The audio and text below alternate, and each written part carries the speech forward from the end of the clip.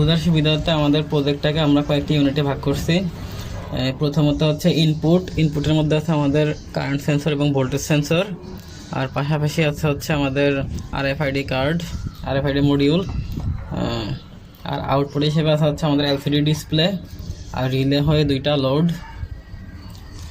আর control unit অথবা processing unit হিসেবে আছে হচ্ছে আমাদের ESP32 মূল মাইক্রো কন্ট্রোলার, যেটা হচ্ছে সম্পূর্ণ ডাটাগুলো প্রসেস করতেছে। পাওয়ার ইউনিট হিসেবে আমরা ইউজ করছি হচ্ছে এখানে এই পোর্ট দিয়ে 5 ভোল্টের একটা মোবাইলের চার্জার দিয়ে এখানে আমরা পাওয়ার দিতে পারবো, অথবা হচ্ছে আমরা ডেস্কটপ অথবা ল্যাপটপ থেকে ইউএসবি কেবলের মাধ্যমে এখানে পাওয়ার দিতে পারবো। আমরা যখন এখানে পাওয়ার দিব তখন হচ্ছে আমাদের ফুল সিস্টেমটা অ্যাক্টিভেটেড হবে। তো প্রথমে যদি আমরা ইনপুটের কথা চিন্তা করি, এখানে আমাদের ভোল্টেজ সেন্সর এবং কারেন্ট সেন্সর দুইটাই হচ্ছে ইনপুট হিসেবে কাজ করতেছে, আর দুইটাই হচ্ছে অ্যানালগ সেন্সর।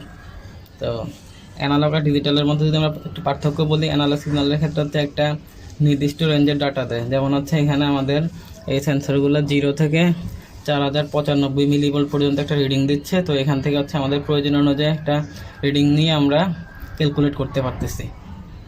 আর ডিজিটাল সেন্সরের ক্ষেত্রে হচ্ছে 0 অথবা 1 এই দুই টাইপের হচ্ছে রিডিং দেয়, হয়তো 0 নয়তো 1।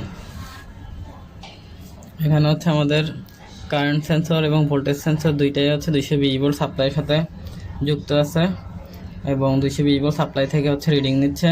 এখানে আমরা ক্ষেত্রে হচ্ছে আমরা 220 ভোল্ট সাপ্লাইকে প্যারালালে সংযুক্ত করছি, আর কারেন্ট সেন্সরের ক্ষেত্রে হচ্ছে সিরিজে।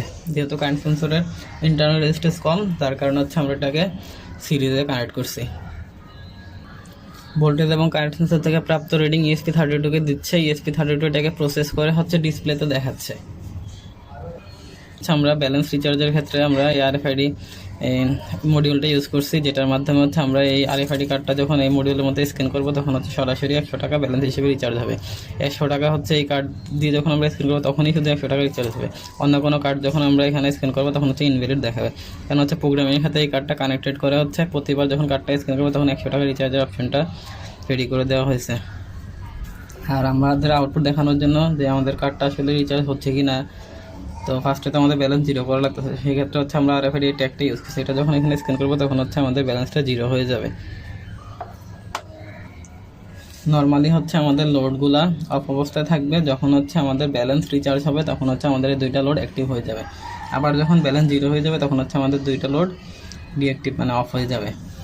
তো আমাদের লোডগুলা যেহেতু সরাসরি 220 ভোল্টের লোড আমরা এই মাইক্রোকন্ট্রোলারের সাথে কানেক্ট করতে পারবো না, তো সেই ক্ষেত্রে হচ্ছে আমরা দুইটা 5 ভোল্টের রিলে ইউজ করছি।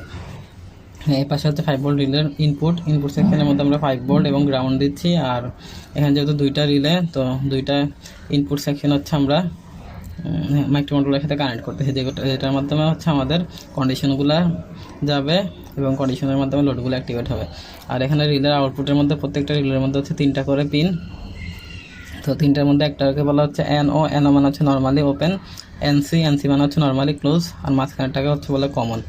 তো এখানে হচ্ছে আমরা NCর সাথে আমাদের লোডটা কানেক্ট করছি, তার মানে হচ্ছে নর্মালি আমাদের লোডটা ক্লোজ অবস্থায় থাকে। কমনের মধ্যে আমাদের সাপ্লাই ভোল্টেজ দিব। তো যেহেতু হচ্ছে আমাদের দুইটা লোডই 220 ভোল্টের, তো সেই ক্ষেত্রে হচ্ছে আমরা কমনের মধ্যে 220 ভোল্টের ফেজ দিচ্ছি, আর নিউট্রালটাকে হচ্ছে নিউট্রালের সাথে শর্ট করে দিচ্ছি। আর এখানে সবগুলো প্রসেসর ডাটা হচ্ছে আমাদের ডিসপ্লেতে দেখাবে। আমাদের voltage, current, kilowatt, unit, balance সবগুলো হচ্ছে আমাদের অ্যাপে ডিসপ্লেতে দেখাবে। ডিসপ্লের পাশাপাশি হচ্ছে আমাদের অ্যাপের মধ্যেও দেখাবে। আমরা যদি পুরো সিস্টেমটাকে সামারি করতে চাই তাহলে হচ্ছে এখান থেকে ইনপুট থেকে হচ্ছে সেন্সরগুলো ডাটা নিচ্ছে।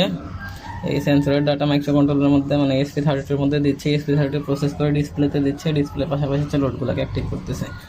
তো এখানে ESP32 কাজ কি, ESP32 হচ্ছে মূলত একটা ডেভেলপমেন্ট বোর্ড। এটার মধ্যে হচ্ছে একটা মাইক্রোকন্ট্রোলার আছে, আর পাশাপাশি হচ্ছে ভোল্টেজ রেগুলেটর আর বিভিন্ন কিছু ইকুইপমেন্ট আছে। তো এটার কাজটা কি, আমাদের কম্পিউটারের মধ্যে আমরা কী করি, কিবোর্ড দিয়ে হচ্ছে যখন ইনপুট কিবোর্ড অথবা মাউস দিয়ে ইনপুট দেই, সিপিইউর মধ্যে হচ্ছে ডাটাগুলো প্রসেস হয় এবং আউটপুট হিসেবে আমরা মনিটরের মধ্যে অথবা স্পিকারের মধ্যে সাউন্ড আকারে আউটপুটটা পাই। তো এটার ক্ষেত্রেও সেম কাজটা হচ্ছে, সেন্সর থেকে হচ্ছে ইনপুট নিচ্ছে, নিয়ে এখানে প্রসেস করতেছে। এটা প্রসেস করে হচ্ছে ডিসপ্লেতে ডাটা দিচ্ছে, পাশাপাশি হচ্ছে লোডগুলোকে অ্যাক্টিভ করতেছে। সেটা আমরা প্র্যাকটিক্যালি দেখব। তো সেক্ষেত্রে হচ্ছে আমাদের লোডটাকে ডিসকানেক্ট করার জন্য আমাদের ব্যালেন্সটা 0 করতে হবে। তো ব্যালেন্স 0 করার জন্য হচ্ছে আমরা এই RFID ট্যাগটা ইউজ করব।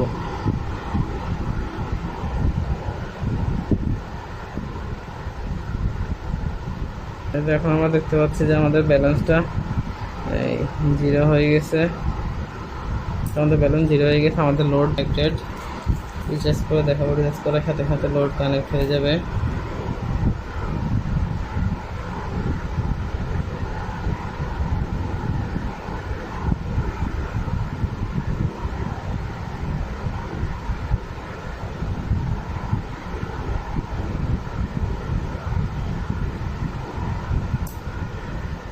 রিচার্জ সাকসেস, ব্যালেন্স 100 টাকা দেখাচ্ছে এখন।